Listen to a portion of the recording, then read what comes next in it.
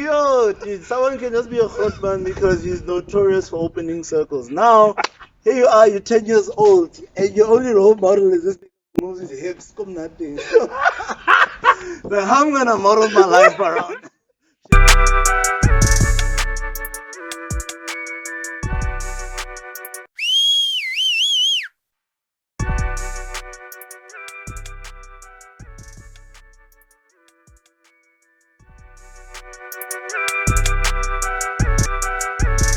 Hey guys, so this is the first episode of Grootman Chats. Um, and in this episode, obviously, we need to introduce you into what Grootman Chats are and what the episode is about specifically. Um, so essentially, Grootman Chats came about more of a core idea that we've always had around really giving our conversations a platform where we'd like to go and then the things that we'd like to do and our thoughts and all those kind of things but specifically the show is around the idea of recruitment. Everyone's been a recruitment. I mean, bro, you think you're a recruitment. I mean, firstly, I know I am. Firstly, I know I am. But generally, I think why Grootman, they are conversations that we wish we would have had and would have been given to us as we were coming up. It's things that we felt would have been helpful in our progression, really. I know a lot of mistakes could have been done better, although not every mistake is avoided, but it could have been neater had we had some semblance of guidance. So True. it's for that one kid out there, who listens and then the light bulb goes on. So I think that's why. So we're not necessarily praising ourselves, but there's some insights, there's things that we've learned, and the best way to do with what we learned is to pay it forward. So True. I think that's why Grootman Chats. Exactly. But since you actually were talking about that one kid, as a kid, you grow up and we obviously have different upbringings. And as a kid, you obviously grow up and you see a lot that's going on around you. And obviously, I'm actually heard somewhere that kids always, they reach for the closest branch, and it's essentially about role models and stuff. And as a kid, growing up um, in the Northwest and Gauteng, what were your like perceptions and stuff around, the closest branch and Grootmans, who was that Grootman you always looked up to, or who are those Grootmans that you always looked up to when you were growing up? Because it is a mixture of suburban life and township life at the same time. So that's also a very interesting, dichotomy, if I can call it that. And it's also the reality of many of our generation is that we weren't just like a luxury, we were everywhere. Yeah, and that's actually such an interesting space because your frame of reference isn't like wholeheartedly in either camp. True. You have get what's happening in Kokasi and Mm. all those jets. What was essential was that my dad was a very active role player. Mm. In the hustle and bustle, he wasn't always the most intimate father. From the onset. Mm. But that was the price that had to be paid to really elevate everyone out of The his situation. exactly, Yeah. you know. But when I converse with him now and we look back, Mm. I see what role presence plays in one's life. Mm. You can anchor certain things around certain people's presence. True. So I definitely had that in my mind that okay, uh, there are two people who you run to in times of crisis. When I need to be disciplined, I know that there's a father there, Mm. and obviously with the mother there's caring and nurturing. But as it comes to Grootman, Mm. growing up, Sure, and that's also probably very weird in the sense that, especially when it comes to Grootman, in the sense that you have your dad, have this responsible father figure, and then you go to a location, you go to the township, and then there's Grootman, and then you're like, yeah, these niggas are not serious, eh? But they have the title of a Grootman because, well, essentially because they're older. Like Yeah. the only reason that they call Grootman is because they're older. Yeah, mileage. Yeah, and then now you're a kid and you have to really pick apart like what Yeah. makes sense. So who to essentially pick up in terms of characteristics and all those kind of things. Yeah, absolutely. Especially because, I mean, of these Grootmans, some of the things that make them so notorious aren't necessarily the most helpful of attributes, you know. True. Others, hey, I'm from a very strange place, dude. You know, yo, dude, someone can just be a Grootman because he's notorious for opening circles. Now, here you are, you're 10 years old, and your only role model is this nigga who moves his hips, come nothing. So, but how I'm gonna model my life around shaking my hips as a grown man, you know? You know what's messed up is that all these Grootmans, because Ekas, when you're dancing in the Shibi, this time, like this. Yo, And niggas are dancing belt to belt. You just hear cling cling as the buckles just. That's how close niggas are dancing, and then everyone's like, yo, this is my yeah, Grootman. like Grootman, yeah. And then you come back to suburban life, and now it's especially like when you're in high school and stuff, like now you have to almost tone yourself down and also try and really pick apart all those, or rather take off all those small things that you had picked up while maybe you were a location or whatever, even if it's just for a moment or for a prolonged time, um, because those things aren't applicable in different spaces They're not palatable. at all. They're not. You can't have a gold tooth. No, you can't tune a flate in the corridors of a private school. You can't be like, ma'am, see, I can't even do it. That's how indoctrinated I am. I'm just out here,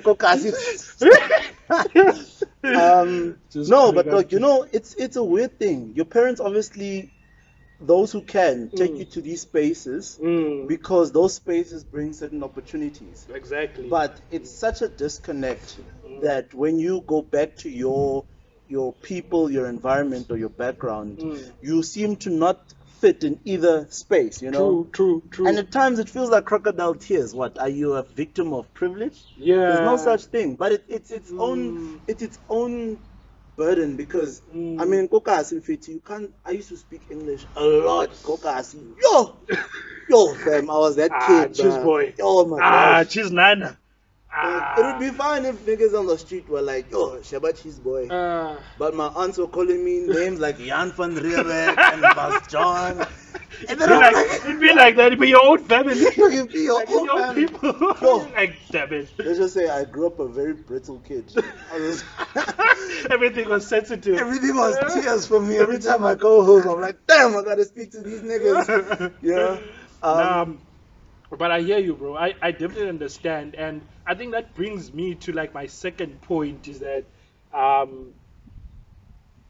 obviously I grew up in different circumstances. Like the hood was the hood, like that was home and stuff.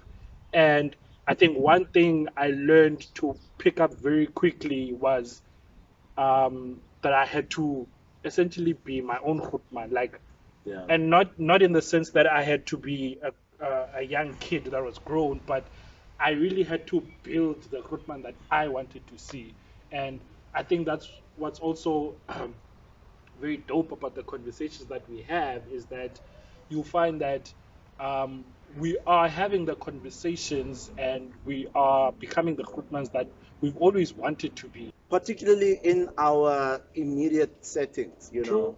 We each carry a checkered past of having quite problematic male figures. Sure, of course, yeah. Yeah. Hey. Hallelujah. Yeah. And to pick that apart and to make sense of it into, okay, who is it that I wish I would have met. And Sure. and to actually come to that precipice where you're like, I am who I've been waiting for my whole life. It's scary, but it's also liberating. Yeah. Because one, you now are more accountable. You're accountable because now you know there is someone who's looking at you like, True. hey, True. this is who is doing the right thing or so. Yeah. But what's, And the thing is, people are always watching, yo. Hey, people Like, and that's not even they'll like hold in you in the their hearts sometimes. like, and that's the thing, and that's not even like in a bad sense of the word, because black people, they always have that abantu majongile type thing, Yeah. especially in older parents, where they say that people are watching, but it has been shrouded with a lot of shame in it. But I think one way really we change the perspective on that to say that people are watching is that people are watching and sometimes they're waiting for good things to happen in your life. Absolutely. And Yeah. like when you're carrying on and you're going the way you're doing, like the little cousins are looking at you, they're like, hey, hey, that man's moving in the right way. Hey, I wanna move like that.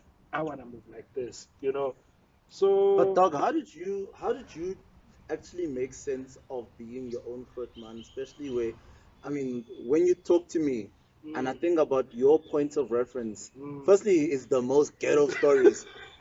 Like it's just like in the whole of the history of wigging, it is the blackity blackest. Like it's offensively. It's a Tyler Perry movie. Yo, nah, it feels like, like racist propaganda. That's how black your background is. Like only Trump could have created It's like this only, Yeah, but nah. to still be like, I mean, dog, I think about how you moved from when we were still in varsity. This guy, guys. moving from one flat to another, instead of Me and asking my boy someone have who fun. has a van. Who? This guy puts all his stuff on his mattress and they're out there in Sunnyside, Guys, moving like that. in my defense, it was like 500 meters from where we lived, so that mattress was manageable. Look, Like, look, dog. Your defense is that you're a survivor. You've just seen things that no reasonable person will understand. But yeah. having said that, how did you make sense of being? Oh, I can't even phrase it because it blows my mind how you still became the person that you are. Like, where does it come from? Bro, I think it's honestly it's quite challenging. It's been quite challenging, and it is actually still quite challenging because obviously we're all in the process of becoming. But for me, because obviously Xhosa, and as a Xhosa man, well, as a Xhosa boy back then, I had to go through my rite of initiation.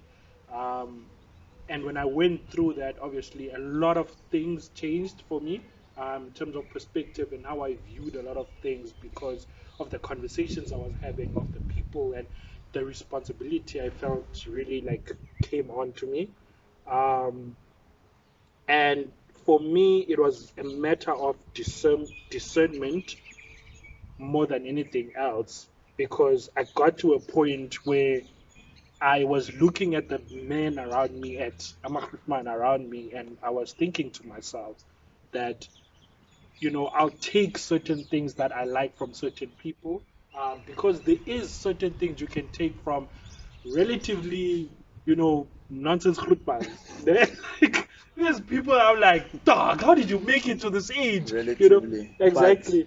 Yeah, but the fact that you can learn from everyone and then you Exactly. piece that together. Exactly. So it was those small things where I used to, trivial things sometimes, things people might overlook, something like kindness.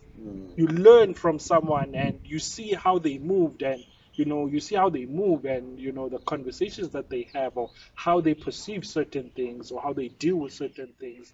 I took from those things because I grew up in a very like I was dominant, but nah, I grew up. You grew up around love, man. Exactly, The matriarchy. exactly, Yeah. exactly. But I think from that, I really took a lot of the learnings that I learned from, the different people, and I was like, okay, I'm gonna work with this. Let me see how this goes. I'm gonna work with that, and I also took it upon myself to really read and expand my knowledge on not necessarily what it means to be a man, but more of how to be the person that can, bring value to the people around me constantly. Um, and value is not the same. I don't bring the same value to you that I would to someone else. So I also needed to know that I needed to almost be a chameleon in the spaces that I was. Sure. And with that not taking away from who I am, because the basis still you still maintain the basis, bro. Like no matter where you are, you're still that kind of person. No matter where you are, it's just that you move differently when you're in different spaces. Like the same way you learned how to, you move differently when you're in the hood than when you are here. There's certain things that you need, certain things that you need to do, or certain movements that you need to do when you're in a different space. And that came from just like a whole lot of like learning and unlearning. And yo, bro, honestly, it was difficult sometimes, bro. Like Sometimes, nah, yo, man. and I still think it is, bro. Like It's consistently. like don't you find it difficult constantly to always be, because also you have to check yourself a lot of times too. Constantly. You have to check yourself, and just have to pull yourself towards yourself, I guess. Absolutely. Especially when, I say this with all humility. The challenge is when you're trying to become something you've never seen before, and that is a immensely difficult task, because you apply a certain pressure on yourself that is not expected from anyone else around you. True. And that for me is also quite daunting and challenging to explain it forward to other kids, because somewhere there's someone who has to change their family name, True. their family setting, True. there's someone who has to break a generational cycle. And Sure, I'm glad you actually called it a cycle, not a curse. no, it's a cycle. I think, I mean, I was told that poverty is never in what you don't have, it's in what you don't know. So, having said that, It's to a those, follow neck, I'm sure it's the follow neck. you know, in this Laaitie, your boy, hey, Aristotle up in here. But when you consider that, it becomes so necessary that for those of us who are in the same camp to fashion together some sort of tidbit, and I don't like to put it that way, but it's a sort of a codified knowledge that you can pass on, so that someone who is in our circumstance or in our predicament with the same challenge can at least get there a little bit quicker. Because I mean, we're becoming the branches now. now we have to become the closest branch to them. Yeah. Especially when I see, the thing that holds me most accountable is seeing the nieces and nephews around me, and knowing that I'm trying to be something that I've never seen before, but I am now to them something that they are seeing, bro. So it's a duality. To them, you're like you're now the thing to look towards. Exactly. And that. And that's a tricky one, because you're in the process of becoming, Absolutely. and they see you as the reality as there is. Sure. Nah, that's a tricky one.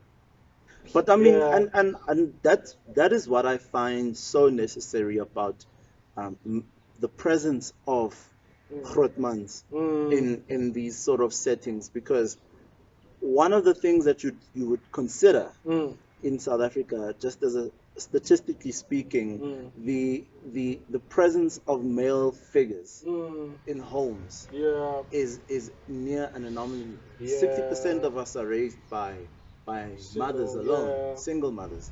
So it's definitely positive male absence that fashions a society wherein things become cyclical. True. Poverty just it engulfs itself with more poverty and poverty inline thinking. So that's one of the challenges, and I think for whoever is a bit older and is listening to us, that is why it's necessary to have stimulating conversations with the younger people around you, And I think that's it. I think that's what makes this also very important because I think we also see a lot of our generation really like stepping sideways Yeah, from this, and then you almost like, but we know better but we know better. This is not unfamiliar. at all. And Like, that is what becomes frustrating. like how are we like how's our generation of men also continuing these essentially violent cycles? And it really is cycles. I heard a song once that said that the devil learns from your mistake, even Mm, if you don't. sure, my goodness. So what This that says is that makes you, if you're not conscious of your own behavior, yeah. the enemy is tailoring your defeat. In Mm, the same way God has tailored your success to be yours, mhm. the enemy has tailored your Your defeat. defeat, yeah. And it's about whether you are going to repeat a cycle or definitively say it stops with me. Yeah. It stops with me. And Sure, bro. I think that also brings up like a lot of like interesting conversations as it relates to money, as it relates to our relationship with women, as it relates to I think a lot of things because a lot of the relationships and a lot of the issues that currently like a lot of our generation of men specifically face is that we don't really know how to manage a lot of those kind of things. We don't know how to really manage our relationship with women because we've had to build um, our own identities as men without having without necessarily having the branches to reach for, and we've had to really define ourselves. And sometimes, yes, we go sideways, and some more than others. That's why I always think that, especially in our group of friends, it's so dope that we actually have those conversations yeah, about these type of things, and we really challenge each other on a lot of ideas, um, which I think a lot of women actually don't think happens, yeah, when yeah, it comes to amongst men, yeah, male friendships and stuff. yeah. But yeah, actually just going on male friendships and stuff. So when you were growing up, you're surrounded by a lot of like gents, yeah, obviously. Um, obviously when you get to grade 12, split up and all those kind of things. Now, I'd always like to think that the varsity years or the years right after high High school school, are usually yeah, like very formative. Um, they're crucial, exactly. So crucial. as just a young gent, Jay, like, how do you firstly navigate and get some discernment in terms of the types of friends that you bring close to you? Like, how do you even like sit down and be like, okay, lads, I hear my bro. Hey, Is it a see, I think, and that's a very good question because I know that I made sense of these things by being a guy who flops mm, consistently. mm, Flopping, flopping, flopping. So just put faith in people and then putting hey, faith in people for frivolous hey, reasons. hey. Um, but really, as I begin to unpack why it is that certain people managed to hang on, and although we weren't very close, Mm. but progressively became close, and how those who I thought were my boys, Oh. how they fell off. I think it's because it's the essentials become more important as you Mm. grow older. They Mm. become so crucial. Mm. People who keep their word. I'm gonna be there at 2 and arrive at 2. Mm. That becomes essential. Yeah. Um, People who are dependable, people Mm. who are honest, and especially people who are invested in your progress. Yeah.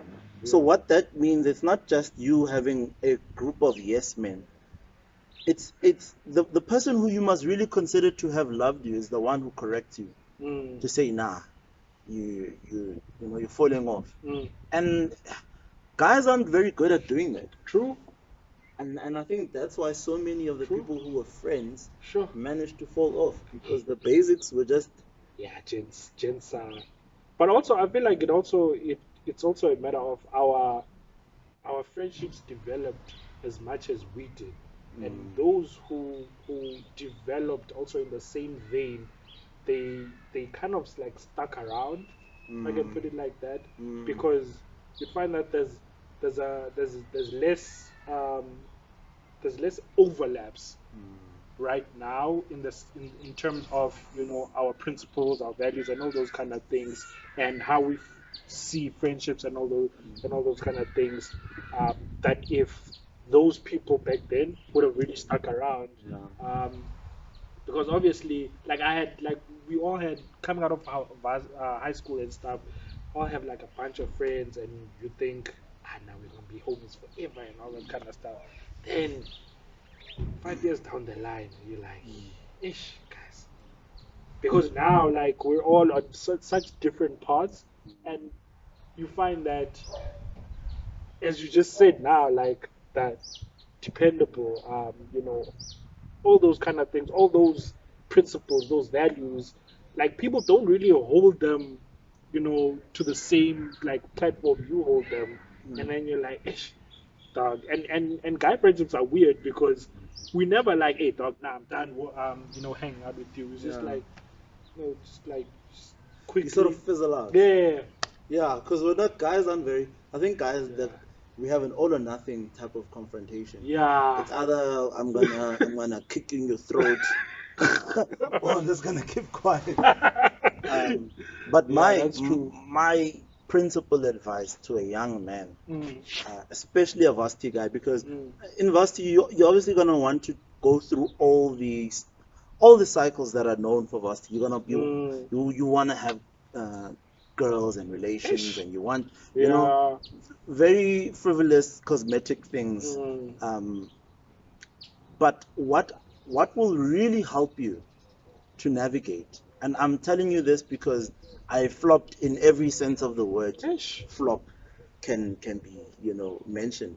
True. It's about the bare necessities. True. I can't stress this enough. True. I can't stress this enough. Because things like lifestyle, hey bro, things like lifestyle and all those stuff, they kind of fizzle out and they're fickle. Yeah, true. That's the problem. And yeah, so you really have to try and really discern also who to really stick with, because you see that they're going the same direction that you're going.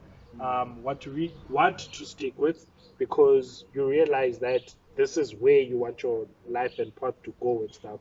Absolutely. So it's always that process, even with just life and also just like friends and just general. It's weird. It's weird because also like the guys we have, like the friendships we have, also it's also a very like interesting bunch of like gens. Yeah. It's just you from surface level you might think they're different, like they this type of person, but then the conversations, the deeper you go into the conversations, and you're like, yeah, that's who they are. Exactly. And we've had like a lot. Yeah, I think. Well, my perspective is that these are people that we've suffered with. Yeah. And that suffering was incredibly liberating. Remember when we had a braai at my place, and literally it was like, yo, dog, what do you have in your fridge? What do you have? Yo, dog, I remember that. I was like, hey man, I've got a frozen piece of horse. Hey, yo, look, and I got 20 bucks. I'll get the chakalaka. You get rolls. Look, I got chicken. I got chicken. Okay, I'll get this. Alright, shout. Hey yo, let's go. Hey, dog, what do you have in your dog? And did we not piece together? But that, man. It's so anecdotal because it was that we were willing to. We were really willing to band together our lost to become something. But now, this is where a lot of guy friendships now veer off, because they take our ability to as being, we put so much value on that without seeing that, look, it's a degree of struggle that we're willing to endure together, that we will graduate into another degree of struggle, because when you're growing up and you're broke, lifestyle is a shared struggle. So when someone helps you out, it has a little bit more significance. So But it's so fickle because you very quickly progress out of being that broke Mm-hmm. that you now need something more substantive. Yeah. Friend in need is a friend indeed. True, It's, true. I mean, it's absolutely true. And a lot of those moments really also like solidified um like our friendship, but also it showed when, because obviously we're still in varsity and stuff, and some people got out first because they were studying like a shorter degree than us. They got out first, they started working. Now these guys,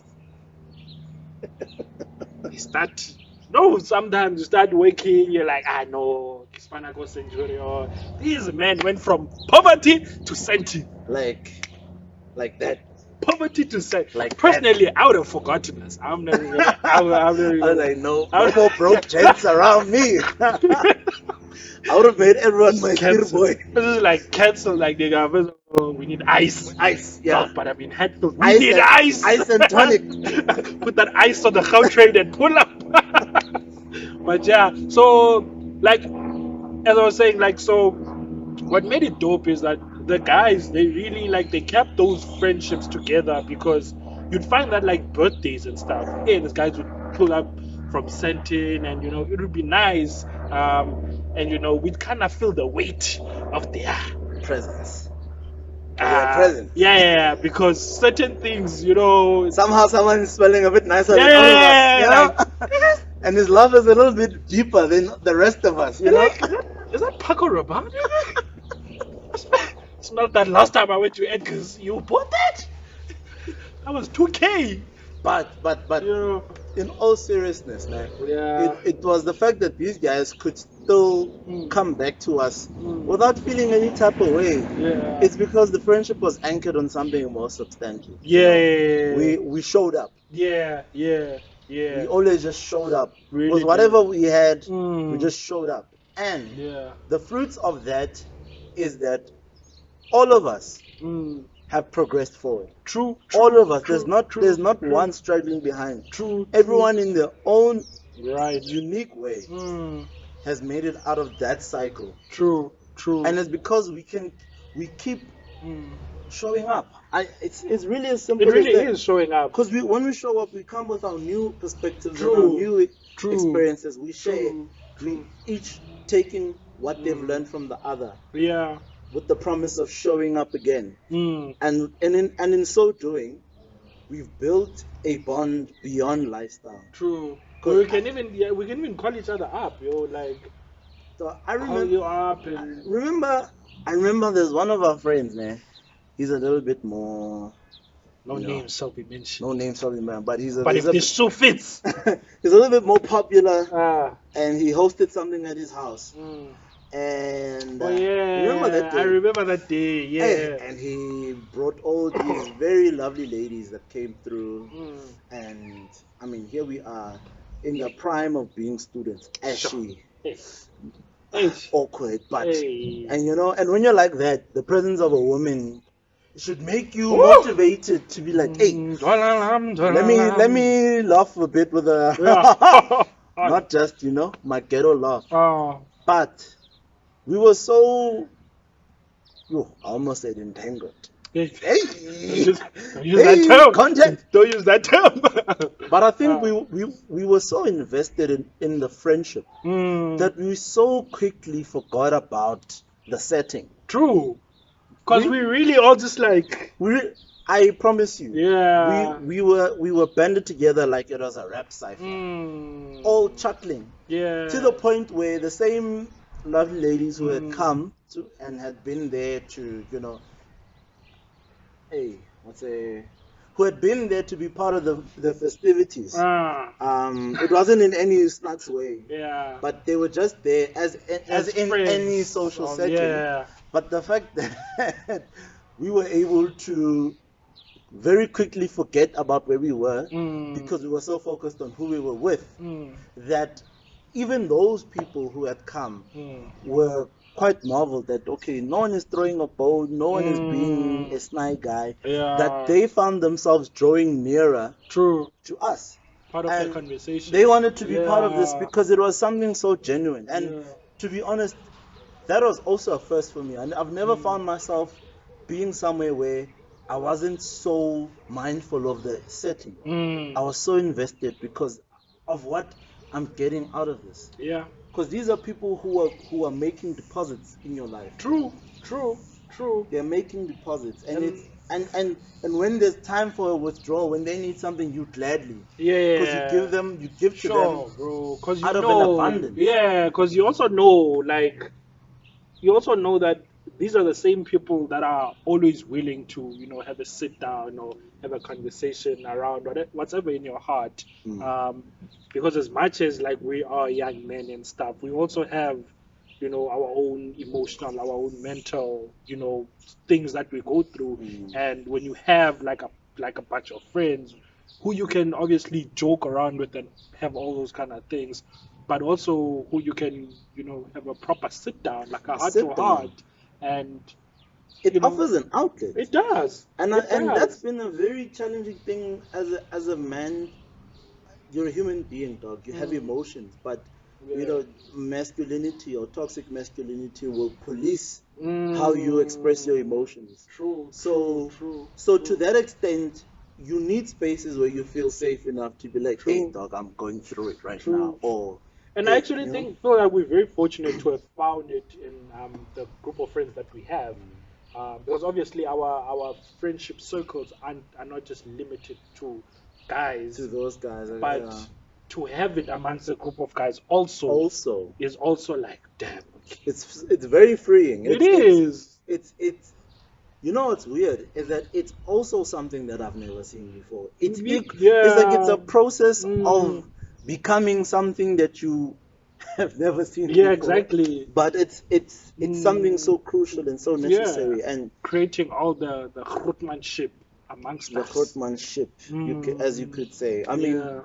and I would really want our engagements to be an invitation Mm. to other men, in particular young men, True. to experience a more liberating masculinity. True. Like, no more limitations, even just from a traditional or cultural perspective. I I think is the time is fading away where we have to be limited by um, this is what a man is, Yeah. and we've begun to define Mm, for ourselves absolutely. what a man is, and and that's the beauty of it all. But yeah, bro, like this was a really dope conversation, really insightful and stuff. Um, so yeah, man, like next time, guys, please join us as we carry on the conversation. We'll delve deeper into some of our thoughts around, our relationships with women, around therapy, Vulnerability. vulnerability, Yeah. all those type of things. So thank you so much for tuning in, and we'll see you on the flip side.